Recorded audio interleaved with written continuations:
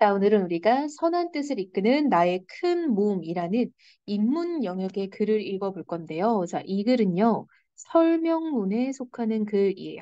자, 여러분, 설명문은 무언가에 대해서 설명하는 글이잖아요. 그쵸? 자, 따라서 어느 정도는 객관적이고 설명적인 태도를 지닌다라고 볼 수 있어요. 자, 그럼 뭐에 대한 이야기를 하는 글인가라고 봤더니, 자, 여러분, 이 글의 제재는요, 맹자가 말하는 어떤 마음에 대한 견해를 얘기를 할 거예요. 그래서 마음가짐, 이런 것에 대한 글이라고 볼 수 있습니다. 자, 그럼 우리가 한번 글을 정리하면서 읽으면서 좀 더 한번 내용을 깊게 볼게요. 자, 초반부는요, 머리말 부분, 즉, 서론 부분이라고 보면 되겠죠? 시작 부분입니다.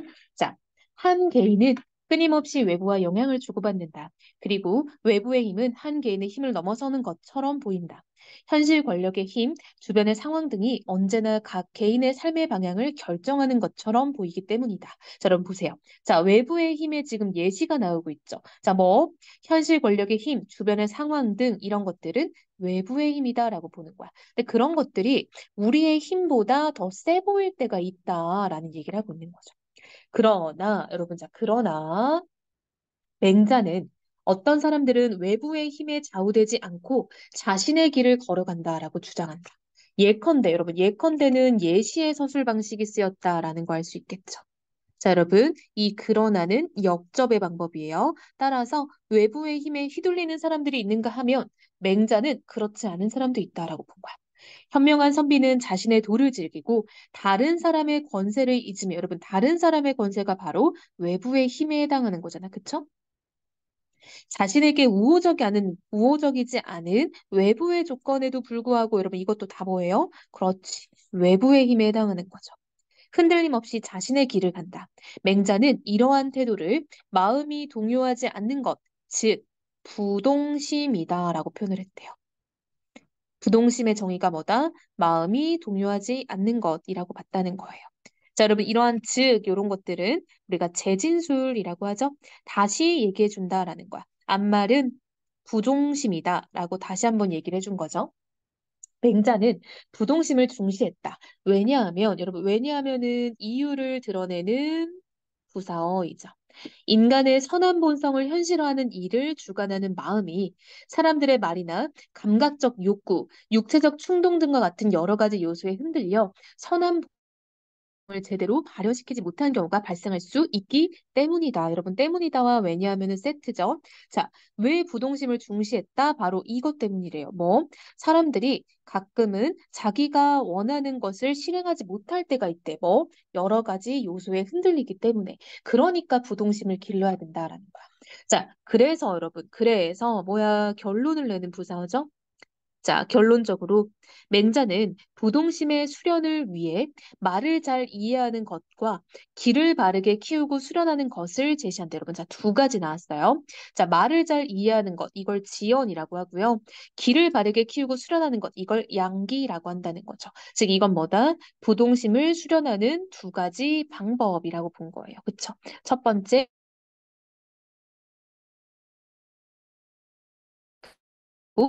두 번째.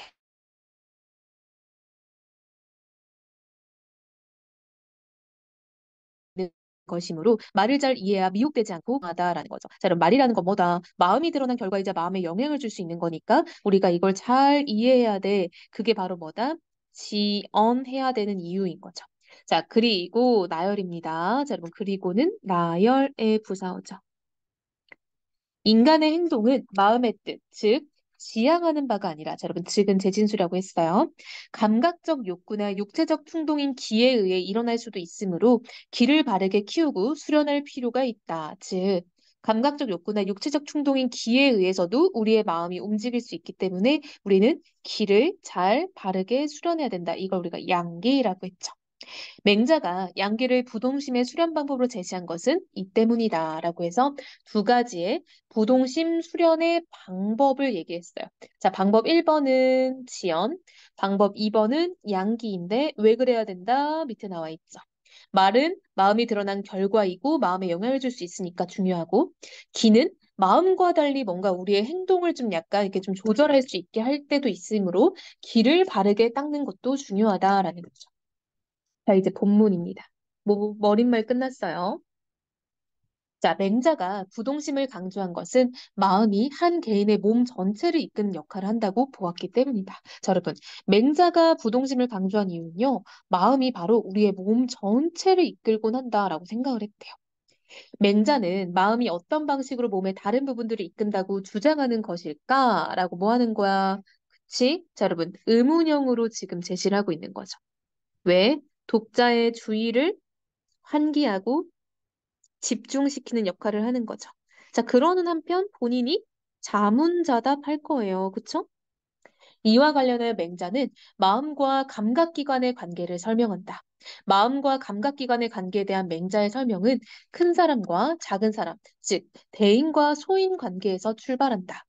맹자는 대인과 소인은 타고나는 것이 아니라 여러분 이런 건 잘 체크해야 돼요. 타고나는 게 아니다라고 본 거예요. 각 개인의 수양 과정에 따른 결과라고 봤대요. 말하자면 사람의 큼과 작음은 애초에 사람 안에 있으며 그중 어느 쪽을 기르느냐에 따라 그 사람이 어떤 사람인가가 결정된다는 것이다. 맹자는 어째서 어떤 사람은 큰 사람이 되고 어떤 사람은 작은 사람이 되느냐는 물음에 큰 몸을 따르면 큰 사람이 되고 작은 몸을 따르면 작은 사람이 된다라고 말을 했대요. 자, 여러분 보세요. 큰 몸을 따른 사람은 큰 사람이 되고 작은 몸을 따른 사람은 작은 사람이 되는데요. 여기서 큰 몸은 마음을 말하는 거고요. 작은 몸은 감각기관을 말을 하는 거래요. 아, 봐봐. 큰 사람은요, 마음을 따르는 사람이고요. 작은 사람은 감각기관을 따르는 사람이다라는 거야. 맹자에 따르면 마음과 감각기관의 활동 방식은 정반대이다. 귀나 눈과 같은 작은 몸은 수동적이다. 자, 여러분, 작은 몸, 즉 감각기관은 수동적인 특징이 있대요. 자, 그럼 이거는 감각기관의 특성이라고 볼 수 있겠죠. 이꼴 작은 몸의 특성이에요. 작은 몸은 외부의 자극이 주어지면 그대로 끌려간다. 자, 여러분, 이게 감각기관의 특성 2번이겠죠. 게다가 나열입니다. 작은 몸이 외부 대상을 향해 움직이는 활동, 즉, 감각적 욕망의 충족 여부는 행위자가 전적으로 결정할 수 없다. 이게 세 번째 특성이다라는 거죠. 그래서 지금 작은 몸, 이꼴 감각기관의 특성을 세 가지 얘기했어요. 외부 대상을 얻는 일은 법적 제약이나 사회적 규범과 같은 정해진 절차를 따라할 뿐만 아니라 개인의 의지로는 어떻게 할 수 없는 상황들에 영향을 받을 수 있기 때문이다. 자, 개인의 의지로 영향을 받을 수 없는 것들이 있대요. 자, 그러나 역접이죠. 자, 마음은 이꼴 뭡니까? 큰 몸이죠. 자, 마음은 이와는 반대로 움직인다. 마음은 외부에 의해 추동되는 것이 아니라 하늘이 부여한 인간의 본성에 근거를 두고 활동한다. 자, 그럼 이게 바로 뭐다? 큰 몸의 특성인 거죠. 큰 몸, 이꼴 마음의 특성 1번입니다. 얘는 외부의 자극이 아니라 하늘이 부여해준 인간의 본성이라는 거야. 따라서 결론이죠. 마음의 활동은 감각기관의 활동과는 달리 행위자 자신의 의지에 따라 결과를 얻을 수 있대요. 자, 이게 두 번째 특징인 거죠. 맹자는 큰 몸 이꼴 마음이 먼저 서게 되면은 작은 몸 이꼴 감각기관이 큰 몸 이꼴 마음을 해치지 못한다라고 봤대요. 그러니까 우리가 마음을 잘 세워놓으면 외부의 유혹에 흔들리지 않는다라고 말을 한 거죠. 더 나아가 나열이죠. 맹자는 감각적인 욕구를 충족하는 일이 때로는 단지 작은 몸, 이꼴 감각기관을 위한 일에 그치지 않는다고 말한다. 먹고 마시는 일과 같은 감각적 욕구와 관련된 활동은 작은 몸, 이꼴 감각기관을 기르는 일이다. 그러나 나열이죠. 역접이죠. 큰 몸, 이꼴 마음이 먼저 서 있는 상황에서라면 즉, 이꼴 선한 본성에서 유래한 도덕적인 마음을 발휘하고 있는 상황에서 하나는 감각적 욕구와 관련된 활동은 단지 감각기관을 위한 일이 아니다라고 본다는 거야. 자, 여러분 정리 한번 해볼게요. 우리가 감각기관을 위해서 하는 일들이 있지만 그때 마음이 먼저 서 있다고 한다면 이러한 감각적 욕구와 관련된 활동은 작은 몸만을 위한 것, 즉 감각기관만을 위한 건 아니고 마음을 위한 일도 된다는 거예요. 자, 먹고 마시는 일, 이거는 원래는 뭐야? 원래는 작은 마음을 위한 일인 거예요. 그쵸? 얘는 원래 작은 마음 이꼴 감각기관을 위한 일인데 이게 의롭고 예에 맞게 하려고 노력한다면 이게 바로 뭐야? 그치? 이게 바로 큰 몸을 따르는 거죠. 큰 몸 이꼴 마음을 따르게 행동을 한다면 그 일은 작은 몸 이꼴 감각기관뿐만 아니라 큰 몸 이꼴 마음을 위하는 일이기도 하다. 따라서 결론입니다. 이런 경우에 감각적 욕구와 관련된 감각기관의 활동은 의나 예와 관련된 마음의 활동에 종속되어 있다라고 볼 수 있대요. 자, 이런 경우는 뭐야? 마음이 바로 선 경우를 말하는 거야. 자, 마음이 바로 선 경우에는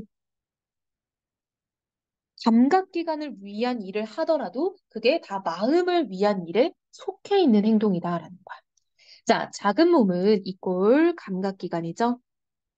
감각기관은 수동적이기 때문에 외부에 의해 끌려갈 수 있으며 큰 몸 이꼴 마음이죠. 마음은 즉 이끌려갈 수도 있다. 예컨대 어떤 상황에서 남을 불쌍하게 여기는 타고난 착한 마음이 들어 이를 저버리지 않고 집중하면 감각기관은 따라오게 된다라는 거야. 자, 여러분 예시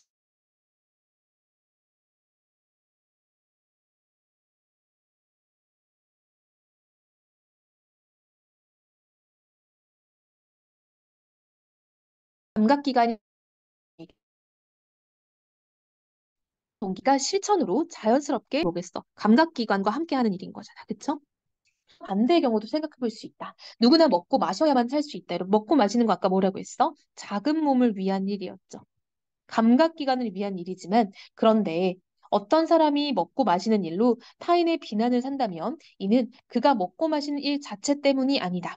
자기 안에 있는 귀중한 인의를 저버리고 먹고 마시는 일과 같이 외부 대상을 추구하는 일에만 몰두하기 때문이다. 자, 그럼 봐봐. 어떤 사람이 뭔가 타인에게 비난을 받는다면 그 문제는 자기 안에 있는 귀중한 인의, 즉 마음이 먹은 일이죠. 마음 이꼴 큰 몸이 해야 할 일을 버리고 먹고 마시는 일과 같이 외부 대상을 추구하는 일. 이건 뭐야? 그쵸. 감각기관이 하는 일. 이꼴 작은 몸이 하는 일에만 집중하기 때문이다라는 거야. 그러니까 먹고 마시는 일 자체가 문제는 아니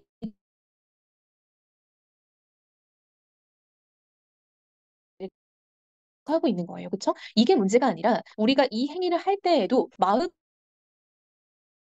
중요하다. 네, 이 부분입니다. 작은 몸인 감각기관이 외부 대상에 끌려가 무절제하게 욕망에 탐닉하게 되는 경우 그 책임은 마음에 있다. 이는 각 개인이 저지르는 악의 기원과 그 책임의 소재를 말해준다. 이꼴 그게 뭐다? 마음을 말한다. 언뜻 보기에 각 개인이 저지르는 악은 감각기관의 활동으로 발생하는 것처럼 보이지만 실제로는 마음이 제 역할을 다하지 않았기 때문이다라고 본다는 거야. 즉, 나쁜 일은 뭐 때문이다? 마음의 문제다라는 거죠. 우리 몸에 무언가 있기 때문에 악을 저지르는 것이 아니라 마음이 무언가를 하지 않기 때문에 악을 저지르게 되는 것이다라고 본다는 거예요. 즉, 이 사람은 맹자는 마음을 굉장히 중요하게 여겼다라는 걸 알 수 있겠죠. 마음 먹기에 따라 우리가 나쁜 일도 컨트롤할 수 있다는 거야. 마음이 제 역할을 해 나갈 때 마음은 눈, 귀, 코, 혀, 피부 등의 오감과 여러분 이게 바로 뭐야? 감각기관이죠. 이꼴 작은 몸이죠. 이러한 작은 몸과 같은 몸의 다른 부분들을 이끌어 각 개인을 책임감 있는 존재로 형성해 나가게 한다. 마음의 활동에 감각기관의 활동도 따라가게 돼 있는 것이다라고 말하는 거죠. 즉, 큰 몸을 어떻게 우리가 제어하냐에 따라 작은 몸도 따라갈 수 있다라는 거야. 마음은 이꼴 큰 몸이죠. 그리고 감각기관은 작은 몸이니까.